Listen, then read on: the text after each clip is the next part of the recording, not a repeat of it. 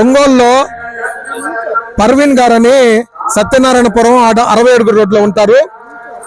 వీళ్ళు బాబా భక్తులు, మామూలు భక్తులు కాదు. అంటే బాబా అంటే అంత ప్రాణం. గతం దాదాపు 30 సంవత్సరాల నుండి షిరిడీకి, అంటే షిరిడీ అంటే మాకెవరికి తెలియదు, అలాంటప్పుడు అలాంటి టైం నుంచి 30 సంవత్సరాల క్రితం నుంచి బాబా కోసం ఇక్కడికి వస్తున్నారు వాళ్ళు.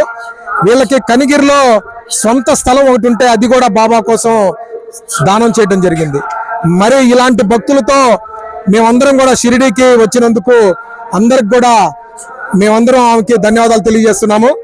గతంలో మీరు వచ్చినప్పుడు షిరిడీ ఎలాగుందమ్మా, ఇప్పుడు ప్రస్తుతం షిరిడీ ఎలాగుంది? మీరు ఇక్కడ సేవ 6 రోజులు సేవ చేశారు కదా, మరి ఈ సేవ చేసినటువంటి అనుభవాలు మాతో పంచుకోండి సీసీటీవీతో. అందరికీ నమస్కారము. ముఖ్యంగా ఖాజా గారికి మా కోటి నమస్కారాలు. ఎందుకంటే ఇంత అవకాశం ఇచ్చి బాబాకి ఈరోజు మేము సేవ చేసుకుంటున్నామంటే దీనికి మాకు అన్ని చేసి ఎంతో రిస్క్ పడి, ఆయన ఆరోగ్యం బాగలేకపోయినా మా అందరిని ఇచ్చేసి తీసుకొచ్చి అన్ని చేపించినందుకు బాబా దయవల్ల ఖాజా గారు చల్లగా ఉండాలి, వాళ్ళ ఫ్యామిలీ చల్లగా ఉండాలి.